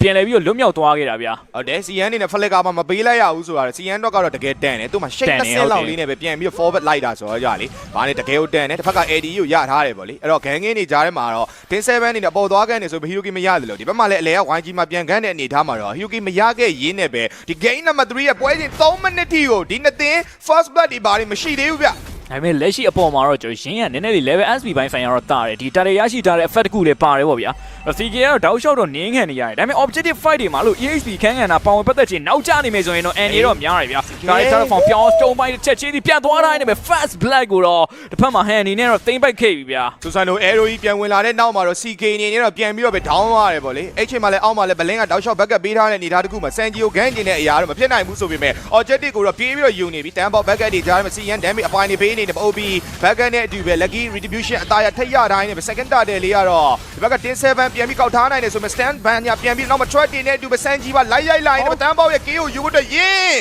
ကြိုးစားနေနေပဲရလိုက်ပြီဗျာ လုံးဝလွတ်သွားခြင်းတော့မရှိဘူး Three of the Dragon ကိုကန်တဲ့အချိန်ဒီမှာတော့ Hiroki တကောင်တော့ပြင်လဲပြီးတော့ရထားတယ်ဗျာအဲ့တော့ YG နေနဲ့တော့ကျွန်တော်ဒီ objective fight တွေမှာသွားခဲ့ရင်ဒီတစ်ခေါက် second target fight မှာတော့ team 7ပြင်လဲပြီးတော့တည်ထားတယ်ကျွန်တော်တွေ့ဝိုက် 2v1 နောက်မှာတော့ကျွန်တော်လာပြန်လာရင်းနဲ့ပဲ VN တို့ဘာလို့ပြန်ကြည့်နေခဲ့ပြီဗျာ Deadweight တစ်ချက်မှာတော့ကျွန်တော်ရင်းပြန်သွားနေတယ်မရတော့ Stone ပိုင်းတွေပြန်ထိုးသွားနေတယ်ပဲ CK ကတော့တကယ်ကိုပြန်ပြီးရှင်းပေးနေပါပြီ CK Stone Mine ဘာညာလေးတွေပြန်ပြီးတော့ထိုးပေးထားတယ်နောက်မှလည်း CN ရဲ့ damage တွေရှိနေတဲ့အနေအထားတစ်ခုမှာတော့ရင်းအနေနဲ့ပြန်တော့ကျသွားပါသေးတယ်အဲ့တော့4 minute ကျော်ဝင်းကျင်မှာပဲ Hyuki လေးစတွေ့ရပြီအဲ့ဒါမှ Blink ပြန်ကန်ဖို့တချိနေဆိုပြီးမှ Flicker timing လေးကနည်းနည်းတော့နောက်ကျသွားတယ်ပေါ့လေ Flicker တော့ရှိလိုက်မယ်ဆိုတော့အဲ့ဒါမှကန်နိုင်နေဆိုမှ Han လည်းနည်းနည်းလေး rage ဝင်းနေတော့ကြတော့ကန်ဖို့အတွက်တော့သူမရွေးလိုက်ဘူးဗျာအပေါ်မှာနည်းနည်းလေးဂန်းကြီးလေးလှုပ်ချင်နေဆိုမှတန်းပေါက်နဲ့ CN ဘက်ကပြန်နေတော့ YG တင်ကမှပတဲတော့ဆိုင်လို့မရတော့ဘူးဗျာ ဒီကတော့ကျွန်တော်ဒီ flicker ရှိနေတဲ့ timing တိုင်းမှာချောင်းကအလုံးလုံးပါပဲသိရမလား Three of the Dragon ရအောင်လိုက်ကန်နေပါမယ်ဒီကောင်ရရင်ဒီကောင်ဖြတ်ဒီလိုပုံစံမျိုးနဲ့ပဲပြန်တဲဖို့ကြိုးစားမှာခိုင်စီးနေနဲ့ glowing ဝင်နေပါရတော့ပြန်တော့ပြီးလာ trap နဲ့ arrow တွေကတော့တောက်လျှောက်တော့ပြန်သွားထားသေးရဲ့ဗျာ minion ဝေရှင်းရတဲ့ဘိုင်းတွေနဲ့ zone တွေမှာကျွန်တော်ဒီခုနကလိုမျိုးဒီ arrow တွေ episode arrow တွေပါတောက်လျှောက်မှန်နေသူရတော့အလုံးတော့ဖြစ်လို့ရတယ်အောက်မှာ OPO တော့ကျွန်တော် fan ဒီနဲ့အပိုင်ရိုက်နေရဗျာ Indonesia အားသာချက်ကို Sanji တေချာလေးကိုတုံးချထားနိုင်တယ်လို့ပဲပြောရမှာပဲဗျာအဲ့နောက်မှာတော့ outlane ကိုရှိတဲ့အပြင်နောက်ဆုံးဒီ tower ရဲ့3တဝက်လောက်ဒီကိုပဲထိရထားနေပြီအပေါ်မှာလည်း CK နောက်တက်တဲ့ချိန် 2v1 ပြန်ဖြစ်သွားနေတယ် CK ဒါနဲ့ဆိုနှစ်ခါတိတိကျသွားပြီဗျာ Gaining phase မှာ G4BS နဲ့ရှင်ထင်းရတဲ့ဘိုင်းမှာ Forani နဲ့အရင်အိမ်မတနေခဲ့ဘူးဗျာဒီဟာတကူကတကယ်ကိုကြီးမားတဲ့ပြဿနာတကူဖြစ်လာနိုင်တယ်နောက်ထပ် objective fight တွေကြားလို့ရှိရင်ဗျာ 5v5 တွေမှာဆိုလို့ရှိရင်သူစီကဒီ Tower Form တွေ initiating လုပ်ရတဲ့ဘိုင်းတွေကဒီဘွဲအတွက်အခရာကြတယ်အဲ့အတွက်ကြောင့်မို့တော့ခဏခဏမောက်နေမယ်ဆိုရင်တော့ Team 7အတွက်အရင်ပျော်ဖို့တော့မကောင်းဘူးဗျ YG ဘက်ကတော့လက်ရှိချိန်မှာ Total Network အများကြီးပြန်ပြီးတော့ခြိထားသေးတယ်နောက်မှာ Sanji တကောင်တွေ့သွားရင်အကုန်လုံးလိုက်ရိုက်ဖို့ကြိုးစားတာ Flicker ကပြန်ရှောင်ထားနေပဲ SK တော့ပြန်ပြီးတော့ဖြစ်သွားတယ်ဗျာ Sanji Eddie Flicker လေးကိုတေချာသုံးပြထားနိုင်တဲ့အနေအထားတစ်ခုမှာတော့ Sanji ကို gang လုတ်ခဲ့တဲ့ Team 7အနေနဲ့မအောင်မြင်သွားဘူးဗျအဲ့နောက်မှာတော့ YG က Network 1K ကျော်အသာစီးနဲ့တူနောက်ဆုံးတော့ last star day မှာ retribution ပြန်ပြီးရသွားပြီဗျဒီနှစ်သင်းရဲ့ gang တွေ rotation တွေဟာမှန်ကန်တယ်တစ်ဖက်မှာကျွန်တော်တို့ YG ကဒီအပေါ်မှာ Hiroki ရခင်တော့ကျွန်တော်အောက်မှာတာတက်ပြန်လွတ်လိုက်ရတယ်အောက်မှာလည်းသွားပြီး gang နဲ့အစင်မပြေတဲ့ Team 7အနေနဲ့တာတက်ချက်ချင်းမဲ့မြင်မြန်ဆန်ဆန်ပေးလိုက်ရတဲ့နောက်မှာဒီ game 3ကရှေ့ game 1 game 2ထက်ကိုပို့ပြီးတော့မြန်ဆန်တယ်ပို့ပြီးတော့ပြိုင်ဆိုင်မှုပြင်းထန်တယ်လို့ပြောလို့ရပါတယ် ရှေ့က game 1 game 2တွေတော့မှသိရမလားသူတစ်ပြင်းကိုတစ်ပြင်းပြန်တီးကြတယ်ပွင့်လင်းပြောရင်တာသွားတဲ့အတင်းကတောက်လျှောက်စီးတယ်တခုကအမားကြီးသိမ့်မလို့တော့ game တစ်ခုကအများကြီးပို့ပြီးတော့အဆုံးဖြစ်လာတော့မှတော့နှစ်သင်းလုံးကတိတယ်အဲ့တော့နည်းနည်းလေးပြန်ပြီးတော့ save ဆော့တယ်အဓိကလိုအပ်နေတဲ့ itemization တွေကိုပို့ပြီးတော့ priority ထားပြီးတော့တင်နေရမျိုးတွေ့ရတယ်အခု objective 3ချိန်မှာတော့ YG 2ချိန်ရထားလို့နောက်ဘိုင်းမှာလေးစောင့်နေတယ်မိပြီဟေးဒါမျိုးလဲဒေါ်လန်လေးနဲ့တော့ပြန်ကာထားသေးရဲ့ back end နေတဲ့တန်းပေါက်ထိတ်ရောက်လာလို့ဟန်ကိုစပြီးထိန်းနေဆိုပစန်ကြီးရိုက်ခွင့်ရနေသေးတယ်ဗျဒါမျိုးလဲတန်းပေါက်ထိန်းမှာနောက်မှာ CK stat တော့မပြေသေးဘူးအဲ့တော့ Sanji ဆက်ပြီးရိုက်ခွင့်ရနေသလို back end မှာဘလင်းကြီးရောက်လာပြီခိုင်စီကပါထပ်ပြီးဝင်လာတယ်ဆိုပေမဲ့ arrow အနေငယ်တော့လွဲချော်သွားတယ်ဘလစ်ကန်ကြီးနဲ့ဆိုပေမဲ့မရဘူးဗျ CN shape လေးတွေတကယ်ကိုကောင်းကောင်းမွန်မွန်နဲ့ cover ပေးထားပါသေးတယ်ဒီကကျွန်တော် search တွေပါတယ်ကျွန်တော်ထောက်တာနည်းနည်းတော့လိုသွားတယ်လွဲသွားတယ်ဗျအရှိကိုတိုးတဲ့အချိန်နဲ့ဆိုတော့ FK တော့ပြန်ဖြစ်သွားတယ် gang တခုကတော့ပြီးဆုံးသွားရမယ် K တွေကတော့မပေးရသေးဘူးဒါပေမဲ့အခုချိန်ထိ Blink ရဲ့လက်ထဲမှာ Flicker လည်းရှိရယ်ဒူရော Dragon လည်းရှိရယ်ဒီအတွက်ကြောင့်မို့เนาะကျွန်တော်တို့ဒါ ZN တော့ကျွန်တော်တစ်ဖက်မှာ OP တို့အနေနဲ့ပို့ပြီးတော့သတိထားပြီးနေ OP ကတော့ဘာပဲနေကျွန်တော်ဒီ immune တွေပါကြံနေသေးတယ်ဆိုပေမဲ့တကယ်ကန်ပြီးတော့မိသွားမယ်ဆိုရင်တော့ဒါကတော့ NA တော့များတယ်ဗျနောက်မှာ Valkyrie Defense နဲ့လိုက်ရိုက်ပြီးတော့သွားမယ့်အခြေအနေတွေရှိရယ်အဲ့တော့ item တွေရတော့ hand strike တွေပါပြီးတော့ပြီးနေပြီတစ်ဖက်မှာလည်းကျွန်တော်ဒီ Golden Stand နဲ့ War Age နဲ့နောက်ထပ်ကတော့ကျွန်တော်သူ့အနေနဲ့ crossing site တွေပါပြန်သွားလို့ရတယ်အခုကျွန်တော်ဒီ Atlas Battery ပါသွားနေတဲ့ပုံစံလေးဗျအနေနဲ့ Sky Miyaza နဲ့ဒီနောက်တက်ဒီ Wise ပါထွက်လာပြီဆိုတော့သူ့ရဲ့ combo damage တွေကဒီတက်များလာတော့မယ်အဲ့ကြားထဲမှာ Han Hiroki ထိရမယ်ဆိုတော့ step များသွားပြီးတော့ YG ကဒီ game ကိုပြန်ပြီးတိန်းသွားနိုင်ကြီးရှိတယ်ဆိုတော့ဒီအချိန်မှာ Team 7အနေနဲ့ Han Zi ကို key အများကြီးထည့်ပြီးလို့တော့မရဘူးဗျအကယ်၍ဗတဲ့မှာမားခဲ့လို့မလို့ Hiroki ပြန်ပေးရရင်တော့မှတခြားသူစီကို Hiroki ပေးလိုက်ရရင်တော့ပိုကောင်းတယ် Han Zi ကိုမရောက်သွားဖို့အတွက်တော့ Team 7အများကြီးပြင်ဆင်ရပါမယ် Sky Miyaza ကြီးပါနေတာနော်ကျွန်တော်ဒီချက်ကိုတော့သတိထားရမယ် first item တည်ထားတာ War Age တော့သူ့အနေနဲ့ပြီးနေပြီတွေ့သွားပြီနော်ကျွန်တော် CK ကိုကန်ဖို့တော့လှုပ်ထားရင်မလွယ်တော့မလွယ်ဘူးဗျလက်ရှိချိန်ကသူတို့ဗတဲ့ initiating လုပ်ဖို့အတွက်သူစီက battle spell တွေရောကျွန်တော်ဒီ ultimate တွေရောတကယ်ကိုအရေးကြီးတဲ့အခန်းကဏ္ဍတစ်ခုမှရှိတယ် initiating လုပ်ပေးဖို့အတွက်ပေါ့ဗျာဒီဘက်မှာကျွန်တော် team 7အနေနဲ့တော့လက်ရှိမှာ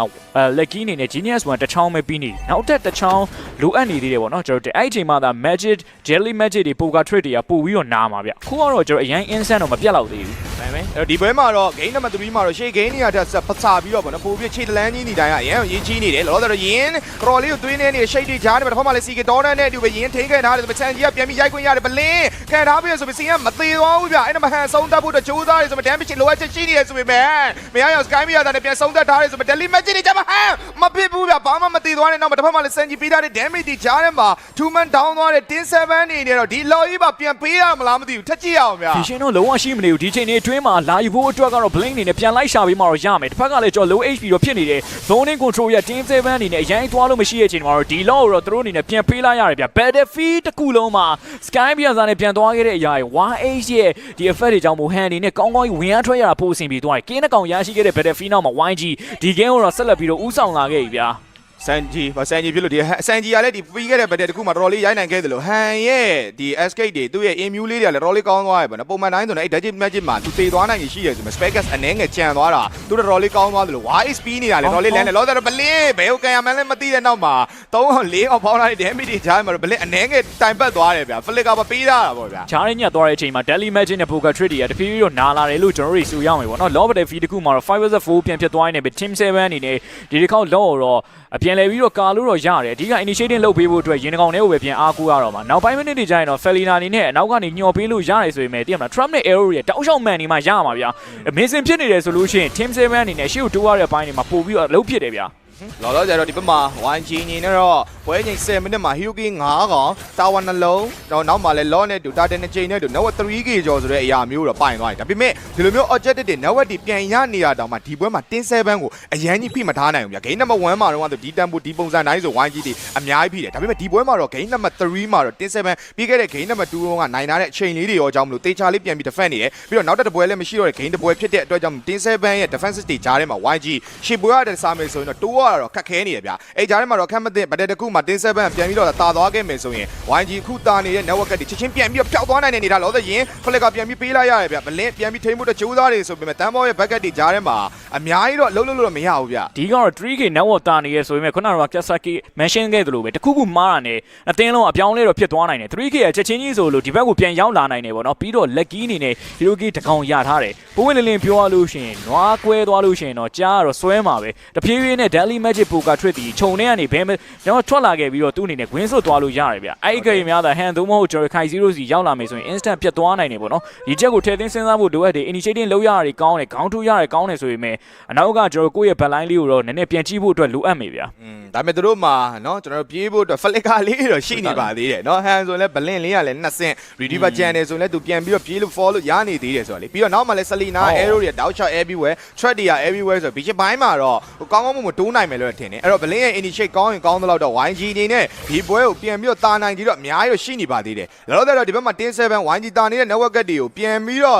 ညှိဖို့အတွက် Hyuki live ယူဖို့အတွက်သူတို့ကြိုးစားနေရဆိုပြီးသူတို့ vision တွေအရင်မတာတယ်မှာ balance ကန်ပေးလိုက်ပြီးတန်းပေါ only ပဲ damage wide ပေးထားတဲ့အနေဒါပေမဲ့တန်းပေါဘာမှတော့မဖြစ်သေးဘူးဆိုပေမဲ့ရင်း no but ချားထဲမှာတော့ပြန်တော့ down နေပဲရင်း right time နောက်မှလည်း Sanji damage တွေကြာမှာ arrow ကပါတက်တိသွားရင်းနဲ့ပဲစီယန်ထပ်ပြီးတော့ပဲ down နေဗျာ sky mode ဘာညာပြန်ပြီးထိုးနေရဆိုမရအောင် sky mode ရဲ့ stat တွေကပို့ပြီးတော့ကောင်းသွားခဲ့တဲ့နောက်မှာ hand OBO မှာလိုက်ပြီးတော့ဆုံးသက်နေတဲ့ hand ရဲ့ damage တွေကြားထဲမှာ OP ပြန်တော့လဲနေ 1v1 မှာတော့ဆက်လက်ပြီးတော့ထိန်းထားရင်းနဲ့ပဲ tin wide out ကို hand ရဲ့ဥဆောင်မှုတွေနဲ့တူပဲ YG ရသွားပါပြီ ဟန်ကတော့တကယ်ကိုကျွန်တော် outplay ပြသသွားရင်းနဲ့ပဲ team wide up ကိုတော့ရန်ကုန် Gladigo အစီနေတော့ဒီချိန်ဒီမှာတော့သိမ်းပိုက်လို့သွားခဲ့ပြီဗျာ game number 3အနေနဲ့တော့ YG နေနဲ့ပြန်လဲဦးဆောင်သွားရင်းနဲ့ပဲ regular season ရဲ့ဂျာသာ play ကိုတော့ရန်ကုန် Gladigo ရန်ကုန်သားတွေအနေနဲ့တော့သိမ်းပိုက်လို့သွားခဲ့ပြီပဲဖြစ်ပါတယ်ဒီချိန်